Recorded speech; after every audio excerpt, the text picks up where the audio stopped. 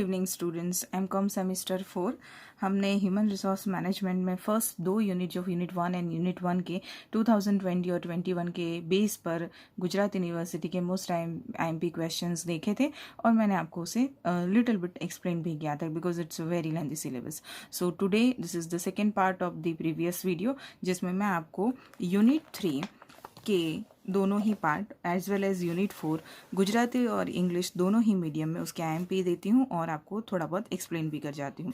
Unit 3 जो आपका है that is HR evaluation and compensation, उसका फर्स्ट पार्ट है यानी A है और B है HR मेंटेनेंस एंड मोटिवेशन. और गुजराती मीडियम में भी सेम ही है. यूनिट 3 में 2 पार्ट है A एंड B.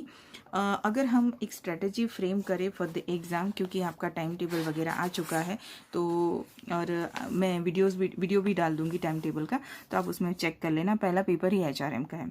तो यूनिट 3 के जो A और B पार्ट है इट्स क्वाइट बिग या काफ़ी ज़्यादा है. एक एटलीस्ट दोनों के मिला के कुछ 50 पॉइंट्स निकलते हैं. 50 पॉइंट्स निकलते हैं दोनों ही यूनिट्स के. तो दोनों एक ही यूनिट्स के 2 पार्ट्स के. तो मुझे लगता है कि यूनिट 3 इज़ क्वाइट बिग. अगर आपको उसके टॉपिक में इंटरेस्ट है, if you love the topic, if you love to read this topic, BCom semester 1 में भी HRM आ चुका है, उसमें काफ़ी सारे पॉइंट्स रिपीट हो रहे हैं, तो आप यूनिट 3 को उठाइए. लेकिन अगर आपका जनरल ऑप्शन का पेपर है जो वही है तो आपको 2 यूनिट करने हैं. तो in that case my suggestion go with the unit 1 and unit 4. Yes, तो मैं आज आपको यूनिट 3 और 4 दोनों के दे देती हूँ. देन आपको लास्ट में बताती भी हूँ कि आपको किस तरह से करना है. चलिए शुरू करते हैं. सबसे पहले HR इवेल्युएशन की अगर हम बात करें तो HR इवेल्युएशन में आपका जो सबसे पहला क्वेश्चन इम्पॉर्टेंट होना चाहिए that is process of performance evaluation. सबसे पहले तो मीनिंग हो करना है, मैंने आपको पहले ही सिखा दिया. परफॉर्मेंस इवेल्युएशन मतलब मूल्यांकन, मानव संसाधन मूल्यांकन, और उसका मीनिंग यानी कि अर्थ आपको करना है. कोई भी एक मीनिंग आप डेफिनेशन में से ले लीजिए और उससे अच्छे से लर्न कर दीजिए. और हमारा जो most important questions for the exam, तो वो पहला क्वेश्चन अभी मैंने आपको बताया that is process of performance evaluation on page number 142. This one is which was ask in 2020 and 21 both. यानी कि परफॉर्मेंस इवेल्युएशन जो मूल्यांकन का वाला क्वेश्चन है, कामगिरी मूल्यांकन प्रक्रिया, ये वाला क्वेश्चन 2020 और 2021 दोनों में पूछा गया है. So this one is important. चलिए आगे बढ़ते हैं. The next important question for the exam unit 3 के A पोर्शन में उसके बाद एक भी क्वेश्चन नहीं है जो 2021 में पूछा गया हो. यही एक क्वेश्चन है जो 20 में भी पूछा गया और 21 में भी पूछा गया. लेकिन there are so many important points in 3A, जिसमें से पहला है मैथड्स आती है. आपको इवेल्युएशन करना हो तो उसकी मैथड आती है. तो मैथड्स ऑफ परफॉर्मेंस इवेल्युएशन में सबसे पहले जो डिटेलिंग में अगर आपको लिखना है या फिर शॉर्ट नोट्स में भी पूछ सकते हैं that is bars, behaviourally anchored rating scale. ये वाली जो मैथड है इसे आपको कर लेना चाहिए, जिसमें गुजराती में उसका नाम है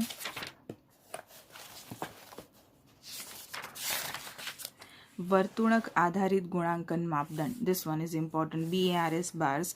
if you have a MCQ then this thing can be ask in MCQ. MCQ का फुल फॉर्म पूछने के लिए भी MCQ इसमें यूज़ हो सकता है. ऑब्जेक्टिव अगर वो पूछते हैं आपको तो ऑब्जेक्टिव में भी ये आ सकता है. ओके, तो ये बार्स आपको कर देना है. दूसरा आपको करना है 360 डिग्री. बहुत ही फेमस है 360 डिग्री. बीकॉम सेमेस्टर 1 में भी आ चुका है, इसलिए पेपर सेटर के लिए कुछ नया नहीं है आपके लिए. 360 प्रमाण प्रतिशोधन प्रतिपोषण पद्धति. अब इसका मतलब क्या होता है? तो 360 डिग्री का मतलब होता है कि whenever you want to evaluate your employees, आप जब भी अपने ह्यूमन रिसोर्स को मूल्यांकन इवेल्युएट करना चाहते हैं तो आप उसका ओवरऑल मूल्यांकन करेंगे. 360 का मतलब होता है राउंड. 360 का मतलब होता है राउंड. तो आपका 360 डिग्री इवेल्युएशन का मतलब होता है हर साइड से आप उसका मूल्यांकन करते हैं, इवेल्युएट करते हैं. So that is the meaning of 360 degree evaluation. As I told you कि इसमें और कोई क्वेश्चन नहीं है जो 2021 में पूछा गया. सो ना आई am giving you important on my experience. Okay, उसके बाद आपका एक आता है मैथड्स ऑफ जॉब इवेल्युएशन. यानी कि आपका जो काम है, जॉब है, उसकी इवेल्युएशन करने की मेथड्स कौन सी. गुजराती में इसे कहेंगे हम कार्य मूल्यांकन पद्धति. This one methods of job evaluation. तो जिसमें जो नाम है पहले तो दो तरह के, एक एनालिटिकल और एक नॉन एनालिटिकल, यानी कि जिसमें आप बहुत अच्छे से विश्लेषण कर सकते हैं, दूसरे में आप बहुत डिटेलिंग में विश्लेषण नहीं कर सकते। तो जिसमें विश्लेषण कर सकते हैं उसमें पॉइंट रैंकिंग यानी कि अंक क्रमांक, then you have a factors comparison, अलग अलग परिबल को आप कंपेयर करेंगे। बिन विश्लेषण में रैंकिंग मेथड आएगी, आप सीधा रैंक दे देते, you are not interested in giving in analysis. कार्य वर्गीकरण, आप अलग अलग जॉब को डिस्ट्रीब्यूट कर देंगे। तो this is called methods of job evaluation. आप जब पढ़ेंगे ना तो इट इज़ ईजी, बस ये है कि इतना सारा है कि आपको यही समझ में नहीं आएगा कि मुझे क्या पढ़ना है, and that is the main reason to make this video. Okay, उसके बाद मेरे हिसाब से इम्पॉर्टेंट आएगा कंपनजेशन। कंपनजेशन का एक आप मीनिंग करिए और कंपनजेशन के ऑब्जेक्टिव्स, यानी कि अगर आप कंपनजेशन देते हैं, now in Gujarati what is the meaning of compensation, तो दैट इज़ योर वળતર. दिस इज વળતરનો અર્થ અને હેતુઓ, that is the important one. Here it is compensation meaning and objective. Okay, तो ये एक आपको करना है for the exam. उसके बाद आप सीधा चले जाइए इसका एक बहुत ही इंटरेस्टिंग क्वेश्चंस को। एक तो ये है, पर इसको आप एक बार पढ़ेंगे ना तो भी आपको आ जाएगा। Factors influencing wages and salary administration, कौन कौन से फैक्टर्स हैं जो सैलरी को इफेक्ट करते हैं, कौन कौन से फैक्टर्स हैं जो वेजेस को अफेक्ट करते हैं। तो एज अ ग्रोइंग चाइल्ड, आप बहुत बड़े बच्चे हैं तो आपको पता ही है कि क्या क्या चीज़ें हैं जो सैलरी को इफेक्ट करती हैं। सबसे पहले ये दो फैक्टर्स में मिलते हैं, एक्सटर्नल एंड इंटरनल, यानी कुछ फैक्टर्स ऐसे हैं जो आंतरिक है, कुछ फैक्टर्स ऐसे हैं जो बाह्य है। तो इंटरनल और एक्सटर्नल में वो सारे आ जाएंगे जो आपके कंट्रोल में नहीं आते, government, inflation, demand and supply, psychological factors, है ना, ये कोरोना पेंडेमिक जो हुआ वो एक्सटर्नल फैक्टर्स में आ जाएगा। Then technology, then in economy, corona की वजह से पूरी इकोनॉमी हिलडुल गई, तो that is an external factor. Internal factors में आएगा आपकी खुद की एबिलिटी टू पे, यानी कंपनी मैनेजमेंट कितना हम गुजराती में बोलते हैं खमती दर, कितना एफिशिएंट है, कितना कैपेबल है टू पे योर एम्प्लॉयज़। दूसरा है रिक्वायरमेंट। एक चीज़ हमेशा याद रखें, जितनी रिक्वायरमेंट होती है उतनी डिमांड ज़्यादा होती है, और जितनी रिक्वायरमेंट आपको उस पर्टिकुलर एम्प्लॉय की अपने फैक्ट्री में है तो you are ready to pay him or her at any level, आप उसे उसके हिसाब से पे करना पसंद करेंगे। मैनेजमेंट स्ट्रेटजी, हर एक मैनेजमेंट की अपनी स्ट्रेटजी होती है, to give wages, to give compensation, to increase wages, to increase compensation, as well as to give bonus, as well as fringe benefits, as well as incentives. yeah, तो ये सब चीज़ें अलग अलग स्ट्रेटजी पे डिपेंड करती हैं। देन एम्प्लॉय रिलेटेड फैक्टर्स भी होते हैं। इंटरनल फैक्टर्स के भी दो पोर्शन पढ़ते हैं। पहला पोर्शन अभी मैंने आपको एक्सप्लेन किया, that is purely related to company, but employee का खुद का भी एक सेट ऑफ माइंड होता है जिसमें एम्प्लॉय कैसा परफॉर्म करता है, that is very important factor.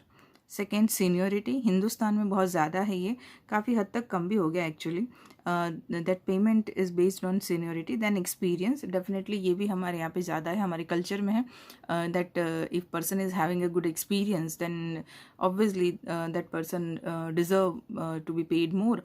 लेकिन सीनियोरिटी के साथ साथ और एक्सपीरियंस के साथ साथ that skill is also required. Okay, then potential, कई बार आप इतने अच्छे नहीं हैं, but there are full chances that you will have a potentiality to get more efficiency, to get more skill, to get more knowledge. आप हमेशा try करते रहते हैं, और आपका मैनेजमेंट अगर इस तरह के डायमंड्स को एनालाइज करने में माहिर है तो वो इन लोगों को अपनी फैक्ट्री या अपनी कंपनी में से जाने नहीं देते, भले ही ना ही उनके पास एक्सपीरियंस हो, ना ही उनके पास कोई सीनियोरिटी, कोई बड़ी डिग्री हो, but they have a good potentiality. तो ये भी एक बहुत बड़ा फैक्टर है फॉर द कंपनजेशन। ओके, ये मैंने आपको समझा दिया। अब इसमें जो मैंने कहा कि एक बहुत ही अच्छा क्वेश्चन है, and that question is fringe benefit. या ये कभी पूछा नहीं गया, कभी नहीं, 2021 में पूछा नहीं गया, माय मिस्टेक। तो ये मुझे एक अच्छा क्वेश्चन लगता है। सबसे पहले आप करिए मीनिंग ऑफ फ्रिंज बेनिफिट। अगर आपके ऑब्जेक्टिव क्वेश्चन आते हैं और अगर एमसीक्यू बनाने हैं तो ये अच्छा तरीका है। What is the meaning of fringe benefit, कोई भी एक डेफिनेशन उठा लीजिए और आप उस डेफिनेशन को कर दीजिए। नाउ द अनदर, अच्छा गुजराती में फ्रिंज बेनिफिट का मतलब क्या होता है? तो इन गुजराती फ्रिंज बेनिफिट का मतलब होता है આનુષંગિક લાભ. આનુષંગિક લાભ એટલે શું અને આનુષંગિક લાભના ઉદ્દેશો. So this one is important one. આનુષંગિક લાભ એટલે શું અને આનુષંગિક લાભના ઉદ્દેશો. सो फ्रिंज बेनिफिट के ऑब्जेक्टिव. फ्रिंज बेनिफिट का एक सिंपल सा मीनिंग होता है that company is ready to pay their employees financial and non financial payments and that is not, जिसे हम कह सकते हैं कि सैलरी नहीं, in addition of a salary, and that is continuing their employee to their company. तो ये financial and non financial kind of benefits होता है, ओके, जिसमें आपका घर भी आ सकता है, गाड़ी भी आ सकती है, ट्रांसपोर्टेशन अलाउंस भी आ सकते हैं, एजुकेशन अलाउंसेस भी आ सकते हैं. There are so many things included in इस फ्रिंज बेनिफिट. यहाँ तक कि एंटरटेनमेंट अलाउंस भी आता है. या सो ऑब्जेक्टिव में अलग अलग तरह के ऑब्जेक्टिव है, पर सबसे मेन ऑब्जेक्टिव यही है that you want to attract the best talent. आपको अच्छे से अच्छे स्किल्ड एफिशिएंट एम्प्लॉई चाहिए, वर्कर चाहिए, और इसीलिए आप फ्रिंज बेनिफिट लेने के लिए रेडी होते हैं. चलिए, हो गया हमारा ये यूनिट 3 का A. Now we are going for the unit 3B which is talking about maintenance and motivation. आपको मिल गए अच्छे employ. Now how to maintain them and how to motivate them, जिसमें हमेशा सेफ्टी और सिक्योरिटी आती है. तो उसमें सबसे पहला क्वेश्चन है meaning of employee safety. Employee safety किसे कहते हैं? गप्पे हाँकने बैठेंगे तो आप लोग 4 पेजेस भर के लिखेंगे कि व्हाट इज़ एम्प्लॉई सेफ्टी, लेकिन हमें वैसा नहीं करना है. याद रखिए, again and again I am telling this, you are a master students and in the last semester. Last semester का मतलब है हम लोग जब पढ़ते थे तब हम ईयरली सिस्टम में पढ़ चुके, तो हम बोलते थे कि हमारा एमकॉम का लास्ट ईयर है, यानी कि आप इसके बाद अपनी मास्टर डिग्री कंप्लीट कर रहे हैं. So whoever is checking your paper, जो भी आपका पेपर चेक करता है उसके दिमाग में भी एक थॉट है कि भाई ये एमकॉम के लास्ट सेमेस्टर के बच्चे, they have enough sense then how to write the paper. तो यहाँ पर आपका जो मीनिंग है एम्प्लॉय सेफ्टी 2 लाइन में आता है, और अगर आप एक पेज भर के सिर्फ यही लिखते हैं व्हाट इज़ एम्प्लॉय सेफ्टी, तो ही और she is not interested to read your whole page. फिर आप ब्लेम नहीं कर सकते कि ये तो पढ़ते नहीं हैं. ओके, चलिए, मीनिंग ऑफ एम्प्लॉय सेफ्टी एक डेफिनेशन कर लीजिए. देन सिंपल सा क्वेश्चन, ऑब्जेक्टिव्स. क्यों आप सेफ्टी देंगे? तो ये तो आप खुद ही समझ सकते हैं ना कि कोई भी कंपनी अपने एम्प्लॉय को सेफ्टी क्यों देगी. तो ये आपको एक बार रीड कर लेना है. ગુજરાતીમાં કર્મચારીની સલામતી એનો मीनिंग અને कर्मचारी सुरक्षा पूरी पाड़वाना हेतु. This you have to learn. Okay, चलिए आगे बढ़ते हैं. का पहला ही क्वेश्चन, यस, ऑब्जेक्टिव, जो मैंने अभी आपसे कहा, दिस वन आस्क इन 21. ये 21 में पूछा है ऑब्जेक्टिव्स यानी उद्देश्य. उसके बाद हमारा नेक्स्ट आता है जो पूछा नहीं है 2021 में, पर मेरे हिसाब से काफ़ी अच्छा है, and that is need for employee safety में. ज़रूरत क्या है एम्प्लॉई से? तो ऑब्जेक्टिव और नीड ऑलमोस्ट सिमिलर होते हैं, इसलिए मैंने इसको टिक करा है. नीड पूछे तो भी यही, ऑब्जेक्टिव पूछे तो भी यही. ज़रूरत क्या है तो वो एक आपको देखना है. इन गुजराती यही इसका होता है कि कर्मचारी सुरक्षा આપવાના જરૂરિયાત શું છે. So this is an important one on a page number 170. Okay, चलो हमारा next question, and that is कर्मचारी कल्याण, एम्प्लॉय वेलफेयर. या this is the meaning, characteristics and objective. तीनों आपको कर लेने हैं. नहीं पूछा है 2021 दोनों में नहीं पूछा है, but this one is important. Employee welfare किसे कहते हैं, उसकी ज़रूरत क्या है, ऑब्जेक्टिव्स क्या है, और उसके कैरेक्टरिस्टिक्स क्या है. This are the characteristics and this are the objective. In Gujarati कर्मचारी कल्याण, उसका अर्थ और उसके हेतु और उसकी ज़रूरत क्या है, ये वाला हमारा क्वेश्चन है. This is on page number 174 and this is your कर्मचारी कल्याण. चलो आगे बढ़ते हैं. आफ्टर कर्मचारी कल्याण आवर नेक्स्ट क्वेश्चन इज, देख लेते हैं पूछा है कि नहीं कहीं. Okay, yes, our next question is social security which was asked in 2020.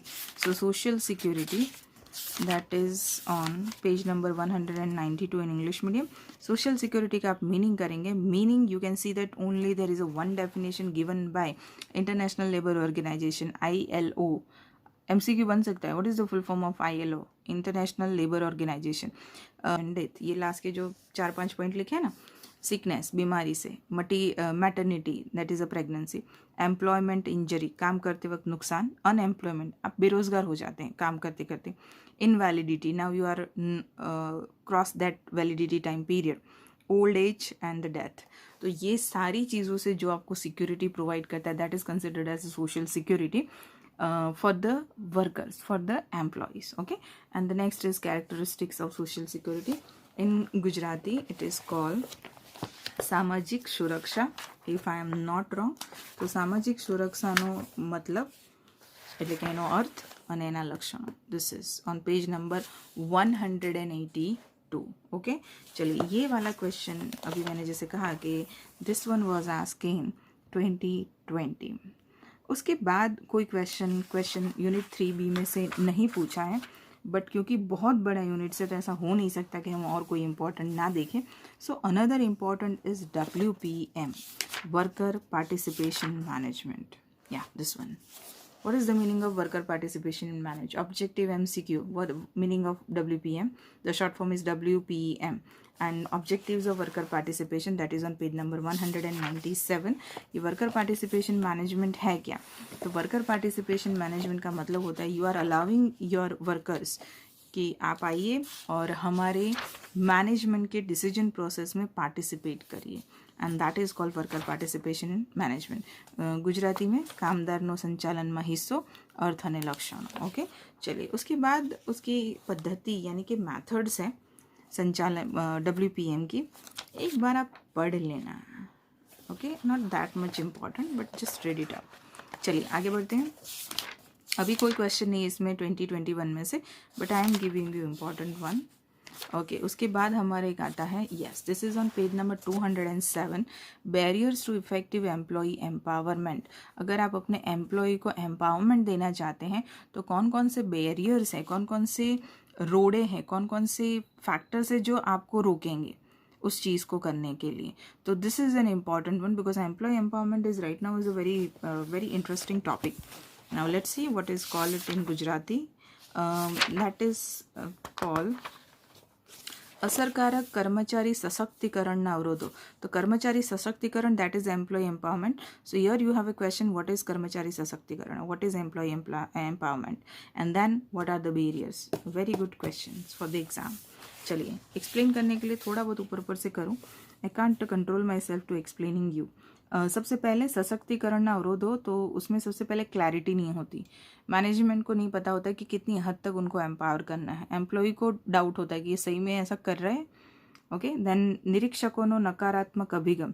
So negative attitude of supervisor always wanted कि भाई ये लोग मेरे अंडर काम करें, उनको एम्पावर करके मेरे सर पे बैठेंगे तो कल को मुझे ऑर्डर देंगे. So that kind of insecurity is there. अनुकूल वातावरण न हो, then absence of favourable climate. या डेफिनेटली एक क्लाइमेट चाहिए, एक कल्चर चाहिए. कल्चर मेन चाहिए एक्चुअली. हम हमारे बॉस को बॉस ही कहते हैं, सर या मैडम ही कहते हैं, but you have seen that in multinational companies कोई भी बॉस सर मैम नहीं यूज़ करते. They are using their name, उसी इंसान के नाम से उनको बुलाया जाता है. Why? Because they want to create that kind of culture जहाँ पर ये એક जो फेवरेबल क्लाइमेट है वो क्रिएट हो. ધ નેક્સ્ટ ઇઝ કર્મચારીઓની આવડત અને જ્ઞાનમાં અપૂર્ણતા. Sometimes you want to empower them but they don't have that much of capacity to take participate in management decisions और ऑर्गेनाइज समथिंग. तो ये भी एक होता है कि भैया हम तो रेडी है बट सामने हमें ऐसा स्टफ तो मिलना चाहिए. સન્માન, પ્રશંસા અને પુરસ્કારનો અભાવ. So that is called lack of recognisation, appreciation and reward. Definitely 101% everyone needs recognisation. हर एक को चाहिए कि हमारा कहीं ना कहीं कभी ना कभी नाम से हमें जाना जाए, हमारे काम को पहचाना जाए, and we should appreciated by the people. हम लोगों द्वारा अप्रिशिएट हो कि हमने अच्छा काम किया.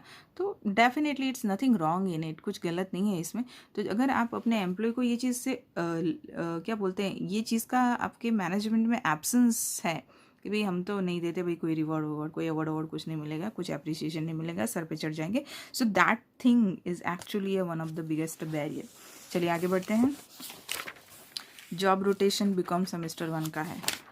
ओके, बस हो गया. अब हम नेक्स्ट यानी कि हमारा लास्ट यूनिट 4, जो मैंने आपसे कहा कि अगर आपको 4 यूनिट करने हैं तो आपको यूनिट 4 उठा देना चाहिए. Comparatively second and third unit 4 is quite short. अभी तो मैं सिर्फ HRM को आपको लेंथ और शॉर्ट के हिसाब से ही समझा रही हूँ कि आपको कौन से यूनिट करने चाहिए, but it is totally up to you, your interest. If you like the long one and like the topics then go for it. चलो unit 4 human resource integration in Gujarati, मानव संसाधन संकलन.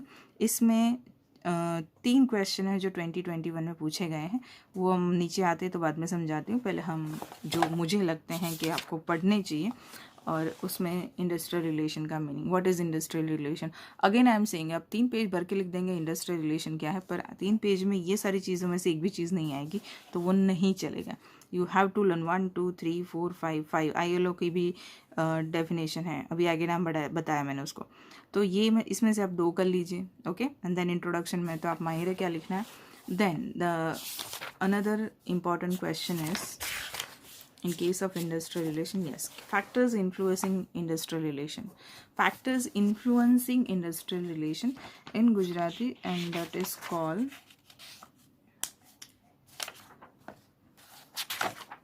औद्योगिक संबंधों ने असर करता परिबळों. आपके इंडस्ट्रियल रिलेशन को कौन कौन से फैक्टर्स अफेक्ट करते हैं, मैं ये समझाऊंगी तो मीनिंग अपने आप समझ में आ जाएगा.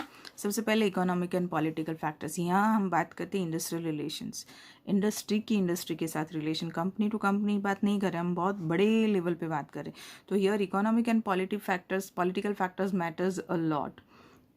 Company's HR policy, every company is having their own individual HR policy, and because of that industrial relation can disturb. वो ये हो सकता है कि भैया यार तेरी कंपनी में इस तरह के पॉलिसीज़ रखते हैं तो this can not be affordable by us, हम नहीं कर सकते ये सब. तो ये भी एक प्रॉब्लम होता है.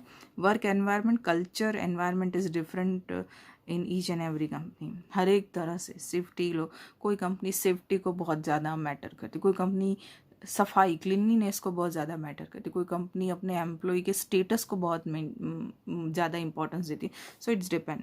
Strength of trade union, Hindustan में बहुत कम हो गया ट्रेड यूनियन वाला फंडा, लेकिन एक ज़माना था कि ट्रेड यूनियन डिसाइड करती थी कि कंपनी चलेगी कि नहीं. फ्रिक्वेंसी ऑफ इंडस्ट्रियल डिस्प्यूट्स, या जितनी ज़्यादा इंडस्ट्रीज में खटपट फ्रिक्वेंटली होती है उतनी आप समझ सकते हैं कि there is not a good industrial relation. So frequency कम होनी चाहिए. Okay, and then cultural diversity, क्योंकि हम अब ग्लोबल वर्ल्ड में जी रहे हैं. There is nothing like a national company, each and every company become global and international. So cultural difference बहुत आता है जो एक तरह से प्रॉब्लम है. स्टाइल ऑफ मैनेजरियल लीडरशिप वो अलग अलग होती है. Effective communication, yes, very necessary.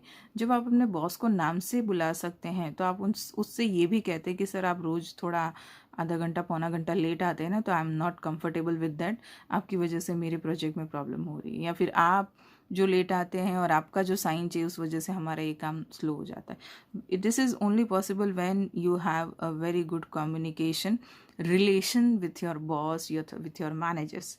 तो effective communication is needed. Okay, तो ये आपके मेन फैक्टर्स हैं इंडस्ट्रियल रिलेशन के. उसके बाद का हमारा क्वेश्चन है industrial discipline. Again a very important. What is industrial discipline, meaning and characteristics. Industrial relationship को गुजराती में, इंडस्ट्रियल डिसिप्लिन को गुजराती में कहते हैं औદ્યોગિક શિસ્ત. અને એનો પહેલો ક્વેશ્ચન છે औद्योगिक શિસ્તનો અર્થ, અને this one is what is this, objectives or causes, यानी कारणों अथवा तो उद्देश्यों. औद्योगिक शिस्तना उद्देश्यों and objectives. In English they have only written objectives, but if they ask causes and reason you have to write down this one. Okay, चलो आगे बढ़ते हैं. Yeah, done I think so. Yeah, no, not done. The most important one, grievances. खटपट, खटराग गुजराती में झगड़ा kind of, है ना. तो व्हाट इज़ ग्रीवेंस, पहले तो मीनिंग में ये पूछेंगे कि इंडस्ट्रियल ग्रीवेंस क्या है. कचवाट, the word used in your book, that is कचवाट. What is the meaning of कचवाट, और what is the meaning of industrial grievance, and what are the characteristics, लक्षणों, कचवाटना लक्षणों.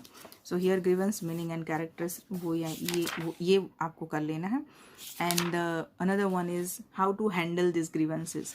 अगर ग्रीवेंसेस हैं, खटराग हैं, कचवाट हैं, तो उसको हैंडल कैसे करेंगे, उसको मैनेज कैसे करेंगे. and actually problem is not important, the solution of problem is very important. So kachwat nivaran prakriya in Gujarati, page number 222. Oh sorry, kachwat nivaran prakriya in page number 222. So everyone be careful, grievance handling procedure, and that is on page number 236. चलिए उसके बाद हमारा industrial disputes आएगा, या ये भी important है. अच्छा मैंने आपको बताया नहीं ना 2021 में क्या पूछा है, तो let me check in unit 4. Yes, industrial disputes 2021 दोनों में पूछा गया. जो अभी आपको ये मैं जस्ट हम समझाने जा रही हूँ, industrial disputes that was asked in 2020 and 21 both. चलिए शुरू करते हैं. इंडस्ट्रियल डिस्प्यूट्स किसे कहते हैं और उसकी वजह क्या है? तो उसकी वजह 3 है, एक इकोनॉमिक, एक नॉन इकोनॉमिक और एक में मिसलेनियस, अदर सारे आ जाते हैं. इंडस्ट्रियल डिस्प्यूट्स यानी आपके इंडस्ट्री में झगड़े, बहुत सिंपल हम अगर बात करते हैं तो उसमें इकोनॉमिक कॉजेज़ क्या है? तो इकोनॉमिक कॉजेज़ पैसों से related, salary, increment, salary and increment different thing, payment, then bonus, then D. Okay. Non economic क्या है? तो जिसमें मनी मैटर इन्वॉल्व नहीं है, वर्किंग कंडीशन, हवा नहीं आती है, हवा उजास नहीं आती, रोशनी नहीं आती है, सफोकेशन होता है. Behaviour of senior officers, you are not happy with your senior officers behaviour. आपको शायद पता होगा कि बहुत सारे लोग इसलिए भी नौकरी छोड़ देते हैं because they are not comfortable with their seniors. Policy of management, sometimes the policy is very odd and people or employee or workers are not adjusted anyhow with the policies. Then welfare activity, जो आगे हमने पढ़ा ना, कई बार कोई भी welfare activity आपकी factory में ना होना भी बहुत बड़ा वजह है लेबर टर्नओवर का. Okay, so that's it. Other causes में सब मिक्स आ जाता है. तो ये हुआ एक इंपॉर्टेंट क्वेश्चन, मैंने गुजराती में बताया आपको. या औद्योगिक झगड़ा, अर्थ અને कारण. देन चलिए हमारा नेक्स्ट क्वेश्चन आफ्टर औद्योगिक झगड़ा, and that is collective bargaining. Again the different one, I think this one is asked. Collective bargaining, no. चलो अब collective bargaining का meaning and there characteristics. Collective bargaining किसे कहते हैं? तो फ्लिपो की डेफिनेशन लर्न कर देनी है, पढ़ती नहीं हूँ, I am just explaining you that ये एक तरह की प्रोसेस है जो आपकी बिजनेस ऑर्गेनाइजेशन के एफर्ट्स बताती है to negotiate with the employ.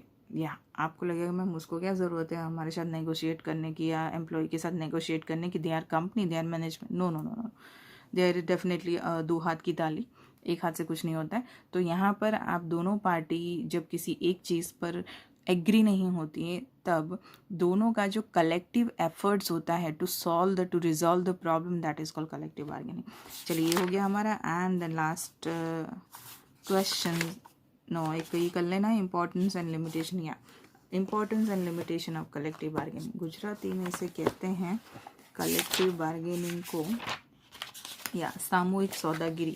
સામૂહિક સોદાગીરીનો અર્થ અને લક્ષણો અને એના સામૂહિક સોદાગીરીના ફાયદા અને મર્યાદાઓ એક આ કરી નાખજો. ઓકે ચલો. And the last point of this unit 4 and that is मजूर संघ, ट्रेड, लेबर ट्रेड यूनियन.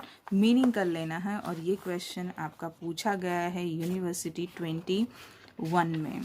देख लेते हैं एक बार, फिर से चेक कर लेते हैं. नहीं ये नहीं, ऑब्जेक्टिव्स ऑफ ट्रेड यूनियन पूछा गया है 20 में. तो this is objectives of trade union, ये रहा 20 में पूछा गया है, page number 252 in English. Gujarati में मजूर संघना उद्देश्यो 235 ask in 20. And the last question which was ask in 21 that is challenges faced by trade union. ये वाला या challenges faced by Indian trade union. MCQ भी निकल सकते हैं इसमें से. कई कहाँ पर पहली बार स्टार्ट हुआ और ट्रेड यूनियन का क्या स्टेट ऑफ, क्या स्टेटस था इंडिया में कौन से ईयर तक. सो ये एक पढ़ लेना, that is challenges of trade union. तो इंडिया के अंदर स्पेसिफिकली क्या चैलेंजेस थे before Indian trade union was establish, तो ये एक आपको पढ़ लेना है. गुजराती में ये क्वेश्चन आपका लास्ट होगा and that is that is yeah, ભારતીય મજૂર સંઘ સમક્ષના પડકારો. ये आपको करना है। Okay student, so here your unit 4 is done. चलो फटाफट हम उसको चार यूनिट को कंसाइजली एक बार देख लेते हैं, और चारों यूनिट में आपको क्या करना है और कैसे करना है वो मैं आपको समझा देती हूँ।